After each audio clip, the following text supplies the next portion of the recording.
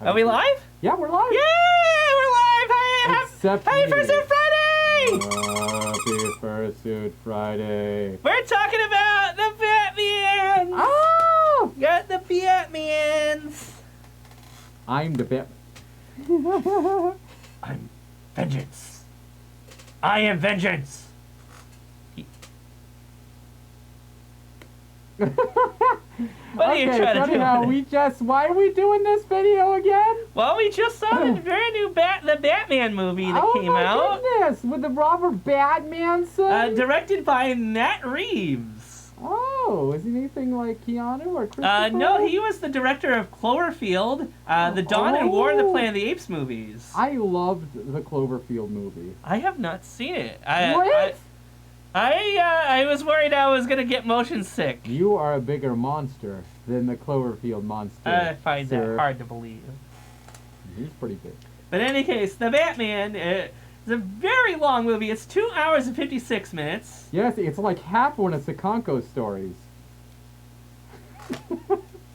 But, yeah, even though it does feel long, it doesn't feel like it detracts from the movie.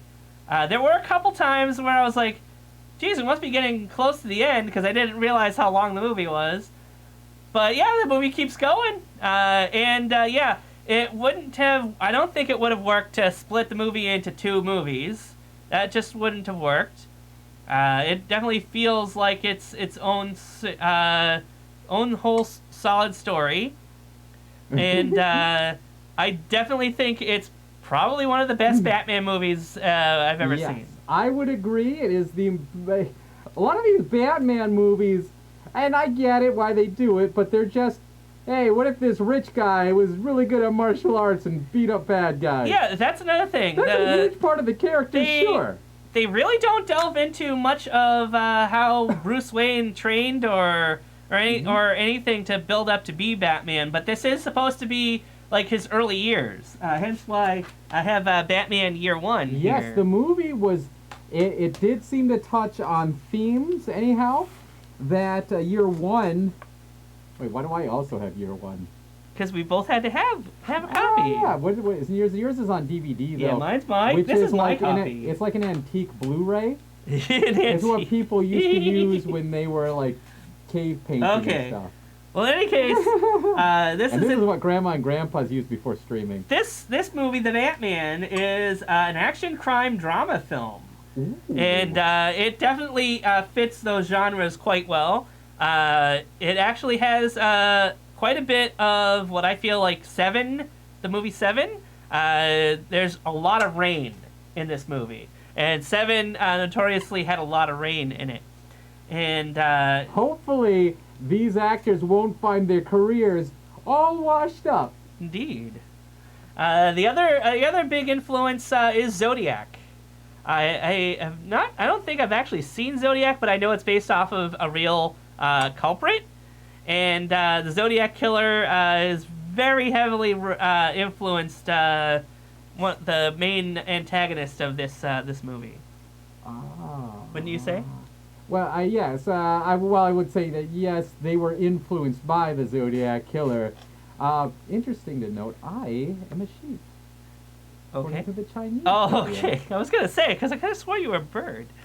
But yeah, it'd be interesting to find out if the movie or the actual case happened in universe, or if if the character was inspired by this, or if this is the first time any law enforcement has seen anything like this, Yes, it does actually seem to mirror it quite a bit. The clues left by come on, we all know it's the Riddler by now, yeah? I should hope. Yeah. Very different take on the Riddler, which I was very surprised by. Yeah. He was very, like you were saying, he left the clues, but it was done in the style of the Zodiac. Yes. I was a little disappointed at first that it wasn't the typical Riddler, but as the movie progressed, I really did like their take on it. Yeah, they actually made him kind of scary and frightening. He seemed more like an actual threat and not a cartoon character. Yes. This movie is like the most realistic take on comic book character or Yes. comic book story. Very much. And so. yet still feels like it is the it- characters. Absolutely, it still feels like Batman, and it's definitely way more grounded. And Yes, grounded. That is Yes. a very good way to put that. It's not just Batman kicking ass with gadgets, and he does Yes. do that, and he does have those. But it's more about Batman being a detective, something we've Indeed. never really seen cinematically. They have not touched on that very much in previous iterations in the of movies, Batman. the serials, the original TV show actually did a bit. It's funny that the Adam West version probably got the closest in live action, which is a little. As far as detective, I mean, yes, it was super campy, but And putting things together from nothing, it didn't really Yeah. fit too well. yeah, that was a little off. But at least they knew that Batman was supposed to be detective. Yes. The animated series got it right. There's no use of a bat computer to just tell him Yeah. the answers, And which yeah. was always something that I found rather lame. It's like, I get it, he built the bat computer, so it's like, he figured it out by the fact that he built the device that's figuring it out. But no, it's supposed to be him figuring things out. Yeah, and it's like the back computer is just supposed to be a tool. Yeah. Used like most people use a computer. He definitely does have some tools at his disposal in this movie to help Yeah. him solve the case, but he is the one who's putting the clues together. Well, him and a couple other people Yes, help he does him. get some help along the way because he's not perfect. Yes, This he's is- still growing. Yeah, he takes some bumps. He needs He some even help. makes a mistake or two. So. Yeah, he hasn't gotten to the. In fact, there was one really great scene. I won't spoil it for you, but there was a really great scene where he has quite the like faux pas, or not even. I can't even think of the right word. But he messes I have up. faux pas. They're wings. He Not messes really. up quite bad in one scene, and it is like the most realistic thing to happen. I'm kind of wondering if it was a blooper they left in. Nah, but- there's no way that was a blooper. But in any case, no way. I definitely appreciated it. It was funny, but it was also like, all right, that's totally real. yeah, like, yeah, Batman was sloppy. That is what would happen if you try to do that. So Yeah. it's like, yeah, He was actually filing definitely his realistic. taxes, and he forgot to fill out one of the blanks Oh, on the form. And it was crazy. And as we know, it's tax time, so it really resonates. Oh yeah, it is. Oh no. Yeah, just don't remember not to be barefoot this taxi. What the hell am I doing? We're I talking don't about Batman. know. What are you talking about? I'll save it for my channel. Okay, so moving along here, I have done a bit of research here. One of the big actors, well, first of all, the main actor plays Batman, Yes, Robert Batman's son. Robert Pattinson. I didn't feel like doing any research on him. I think everybody has heard Yeah. who he is and what he's done. He's been in a few things, like Water for Elephants. He's probably best known for that. Thankfully, the comparisons to his previous work did not last long into the Yes. movie. I definitely felt like he was Bruce Wayne. He was the Batman. Yes, he's so good. Pretty quickly into his appearance. Yeah. I did not like. I mean, thankfully, I've not seen those movies. I've only seen things about those movies, so I didn't feel like I was gonna be too bothered by it. But I was a little worried. Yeah, Like, I was, Going into it, I did have a slight concern that I was gonna Yeah. see him as being this character, but thankfully yeah. it didn't. I know a lot of people felt that way too, but I had a lot of faith because Mhm. every time someone picks up the mantle of Yes, Batman, there's exactly. an uproar. And they're Every actor who's played they're him. almost always somebody who is known for comedic roles, like Michael Keaton. Yeah. Oh or yeah. even Ben Affleck he was kind of 50-50. He had done a few Yeah, I comedic could roles, say that, maybe yeah. not 50-50, but he was at least partially known. But people are like, oh no, he's gonna make it as lame as that other movies. Like, no. Did he's- George Clooney do comedy stuff before Batman and Robin? You know, I want to say he did. I mean, 'Cause I can't. I don't. I'm I think actually not sure. his biggest bit of comedy though was Batman and Robin. I have a controversial statement. I liked Batman and Robin. Even George Clooney didn't like Yeah. Batman and Robin. You know what I did like about that movie? Arnold Schwarzenegger? Robin. Yeah, Robin. I didn't care for Robin. But he's a bird. Yeah. He's a monster. Well, you didn't like him Anyhow. either. You said What about this movie? there was no Robin. There was no Robin. Yeah.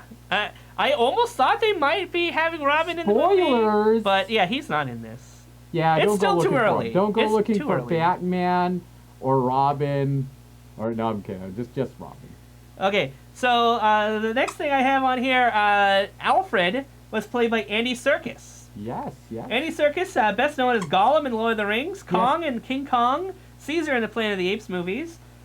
He was also Supreme Leader Snoke in the Star Wars movies, which I did not know. Was he? Did he do the voice? Yes, too? he was both the voice and the motion capture. Just like with Gollum, he was both the voice and motion capture.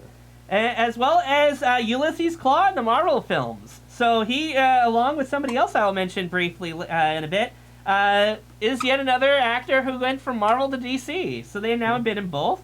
And he directed Venom: Let There Be Carnage. That's unfortunate. As much as that movie could have been a lot better, I still liked it. Yeah, and I think it's too. interesting that he went from directing a Marvel movie to starring in a DC movie. I know, and then like one after the other, pretty close to each other. Yeah, but you know, you set the bar pretty low with. Plus, he was also he also voiced Ulysses Claw in the What If cartoon. Oh, see, that I didn't know. Interesting.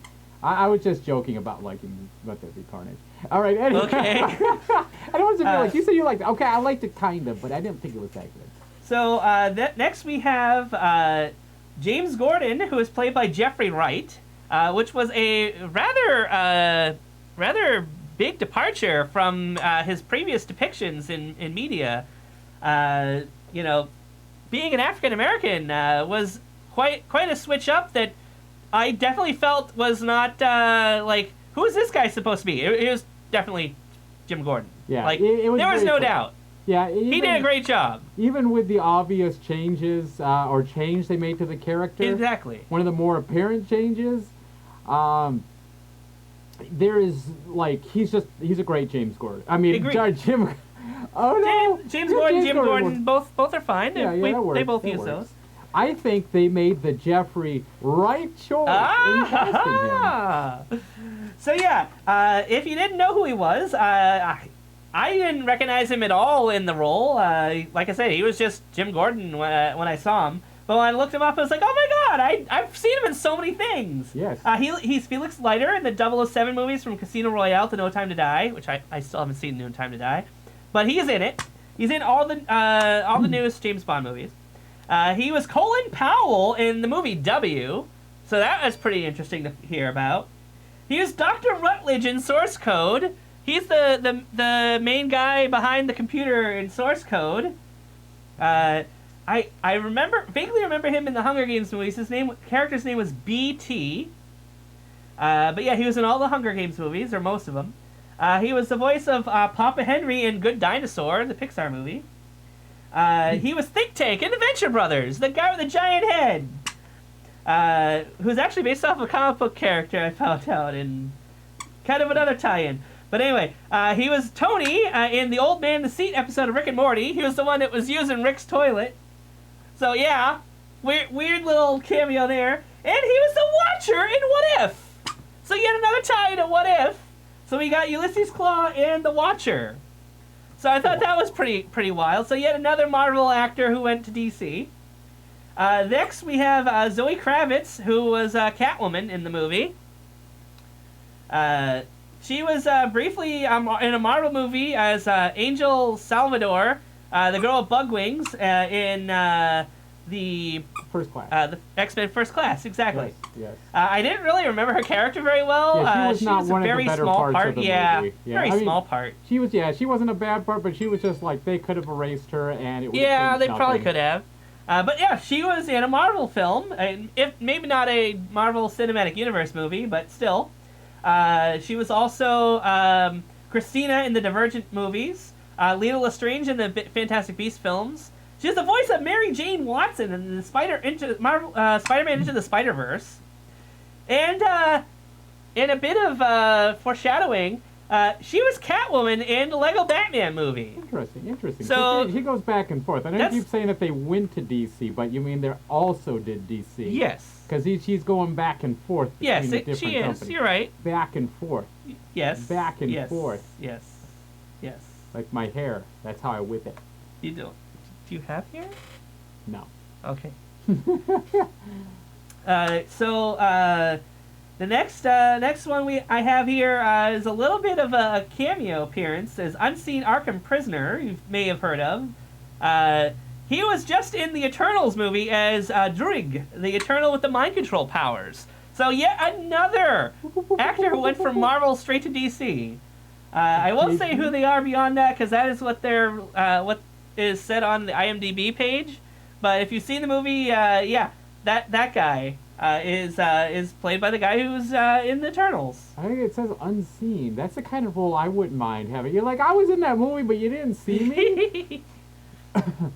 And lastly, for the people involved in making this, Michael Giacchino, who did the film's score, was also behind Spider-Man: Homecoming through Spider-Man: No Way Home, Doctor Strange, the Jurassic World movies, Zootopia, the Planet of the Apes movies, tying into Andy Serkis, and the new Star Wars and Star Trek movies. Oh. So yeah, Michael Giacchino, very prolific director. He's done a lot more than that. Some Pixar movies and such. But I thought those are the more interesting ones to mention. So yeah, and the other thing is apparently the initial test screenings of the movie were 4 hours long. But after, obviously testing things out, they cut the movie down by about an hour. What's up? I was gonna say that 4 hours long. That's almost as long as Tsukonko. You did that joke already. You did that joke already. all right. You know I like being here. So a bit of behind-the-scenes stuff going on. Apparently, there was a lot of trouble in the production of this. Robert Pattinson actually came down with COVID while they were filming, but it managed to recover quickly, and they were back to filming 2 weeks later. They actually waited exactly 14 days. But yeah, they did a lot of isolated filming with the remote-controlled cameras, and there was no crew on set for a while. The director was very worried about catching it, saying, if I caught COVID, it would kill the movie or something like that. But yeah, even before Robin Pattinson caught it, they actually had one of the crew members die. 76-year-old dialect coach Andrew Jack died from COVID during production. That's awful. I think they actually may have put a tribute to him in the movie. I think I remember seeing a name that I didn't recognize, and that must have been it. But yeah, so that happened, and that just kind of put like a ghost hanging over the production. They were like trying to be very careful with filming. So when the star caught it, they must have been feeling like this project was totally screwed. But I would have really been panicking. Thankfully, it wasn't too severe. I wonder if he had his shots already, so that's why he was able to get over it so quickly. The last things I have here, the movie was given a PG-13 due to not having much profanity or nudity, and the rating was so important to the studio it was the only mandate that the director faced. Yeah, see that was one of the only ones. That's something I didn't pay much attention to, and watching the movie, yes, I don't feel like they held back. Yeah, agreed. Sometimes you watch a PG-13 movie, especially a horror movie. Oh yes, for sure. Yeah, and it seems like, they didn't go all the way with this one. Yes, agreed. I have been there so many times, and then you're like, okay, where's the unrated version on Blu-ray? I know, right? It's like, it was... The director said that this version is the only version there is. There's no special unrated version that's going to be released later. They didn't film any extra profane or explicit stuff. Yeah, definitely didn't even need it. They were able to make the movie interesting and compelling by minimizing the fights, increasing the characterization of pretty much every character that appears on screen. Batman himself was amazing. Like, when he pops up on the scene, he's like, wow, this guy's a force of nature. Yes. Sure, even if he's not definitely puts the fear into his enemies. Yes, and which not a lot of Batman have pulled off quite as well. Yeah, sometimes they don't even try, like with the Ben Affleck Batman. Nothing against Ben Affleck or those movies per se, but they don't really. They just take Batman as the surface level ass kicker, that's it. But he has so much more to offer, and this movie is the first one I've seen that's really touched on all the aspects that I feel never really got to the forefront. Don't expect Indeed. much Bruce Wayne action, though. Yeah, I was not like... Well, Bruce Wayne does play a pivotal role in the story. Yes. He is not like an absentee actor kind of thing. His presence in the story is indeed important.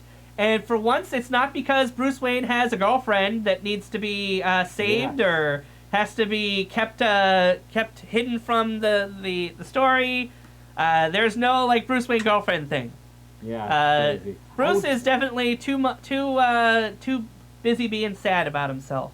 Yeah. You know what would cheer him up? Would be a visit from the Batmans, a real-life superhero. What about Aquaman? Could he not have a visit from Aquaman? No, I would like a real superhero, not a... Aquaman's not a real superhero. Oh, okay. All right, let's see what here we got. Penguin will be getting an HBO Max limited series. Okay, I didn't know you wanted to mention that you right away. on the notes. Yeah, I did. We haven't even mentioned the Penguin, so... What Penguin? Oz. His name is Oz. Yeah, short for Oswald. Yeah! I love that they didn't feel like they needed to like hit you over the head with the fact that his name is Oswald. Like, if it's not obvious, if you haven't had it spoiled, I mean, if you walk through a toy aisle... Oh, yeah. Of course, Tsukonko hasn't really...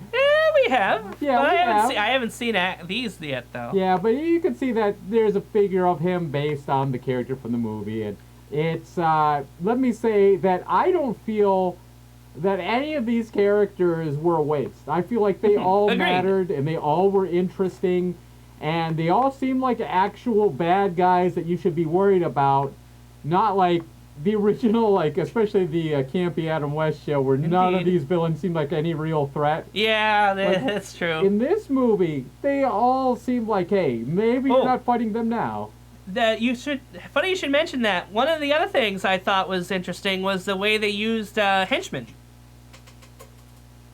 Yes, the henchmen were, I didn't even think of them as that, but I guess that's what they were, huh? They were just like, they were very much what you would expect from goons. Not necessarily pushovers, but... Well, I mostly meant the other ones, but just the fact that it was very realistically portrayed, whereas in, like, the Adam West and, most other media, the henchmen and goons are usually just, goofy looking, wearing, their henchman costumes. And it's like, why are they working for this guy? It doesn't really make a lot of sense, other than it's like they're low tier criminals who want to piggyback off the bigger criminal. This movie actually made them all make sense. They're either in the mob for the mafia type stuff, or they're disgruntled citizens. Yes. There's a lot of political discourse going on throughout the movie, and it also felt a little bit more real nowadays, I guess, with a lot of the stuff like what happened in January in Washington. Yes, stuff like that. Some politics that definitely figured into it. I'm wondering if any of the script was inspired by real events from that particular incident. Yeah, particularly the part with the super crime. Where they have the Joker comes out on a big float and he shoots a little toy gun. Are you talking about when they stole the soup? What are you talking about, super soup? I was talking about the old Batman movie from 1990. You mean 89? Was it 89? Yes, that's it's known as Batman 89. Is it really known as that? Yeah, I mean, there is either an animated or a comic book that came out called Batman 89 that's like either a sequel or something like that. So yeah, I could have sworn it was 1990, but it was Batman 1989. What would you prefer? What version of Batman is your favorite? This one. Yeah, same. Definitely, I think they got most of it right, if not all of it right. Oh yeah, I almost forgot. Yeah. This movie, as kind of glossed over it, or didn't mention it yet. Yes. It is very much inspired. Yes.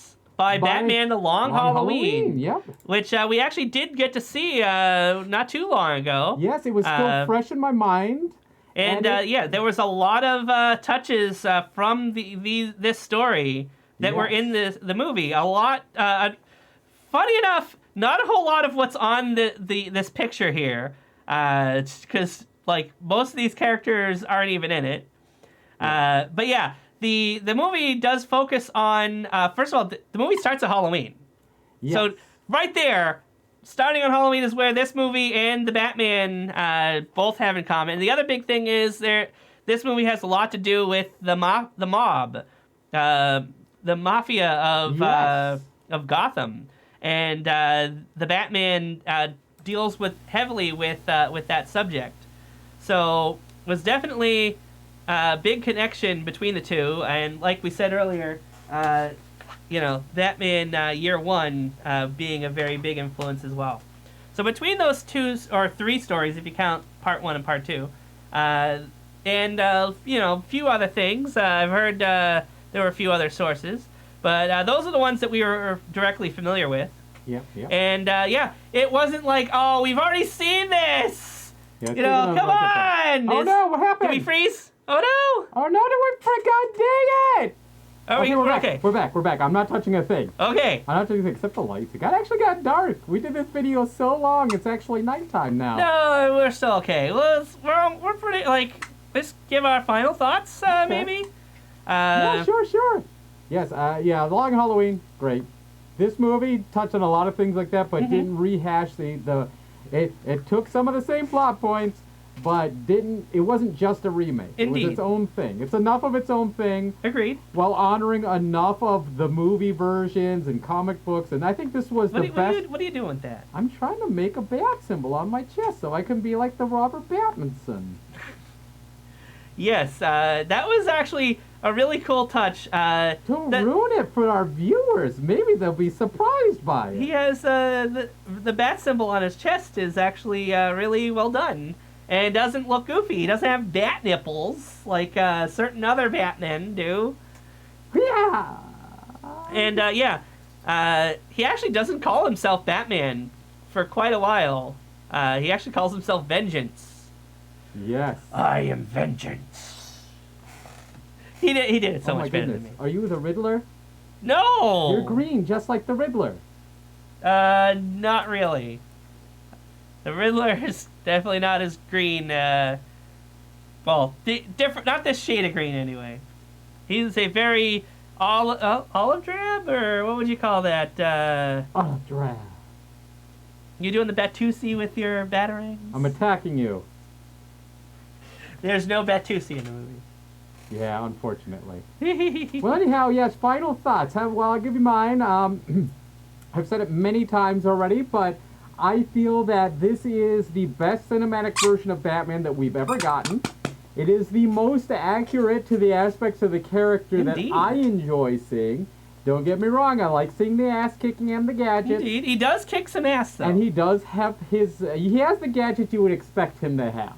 It's a very respectable There's no amount. shark repellent bat No spray. shark repellent, no, there was one gadget that I think everybody knows that he should have, and he had it in the movie, and it was used only when absolutely necessary. Indeed. So I feel overall, all things considered, that this was a really good movie. Indeed. Most accurate Batman I've seen Very in a long grounded, time. very realistic. Yeah, very grounded, very realistic, and a hell of a start to a new cinematic universe. I'll be so bold. Yes, I definitely think that could be the case, for sure. And so what did you think, Tsukonko? I agree with everything you said. I enjoyed it for the detective story, and it's actually kind of interesting. There's actually like an ARG kind of thing with the Riddler. There's actually if you're staying for the teaser at the end of the movie, basically it's just the link to his website that happens in the movie. If you go there, it actually is a real website with some fun little riddles to solve, I guess. Riddle me this. I still have yet to explore the website myself, but I plan to. Again, I actually went to the movies dressed as the Riddler, but the classic Riddler. And he looks completely different. They made him an entirely different look. They made him look more like the Hush from the Long Halloween. And yes, that's actually not from Long Halloween. Hush wasn't in that. But in any case, He wasn't in that? I got my movies mixed up. The guy who played the Riddler is in that movie you have over there. You wanted to show them, right?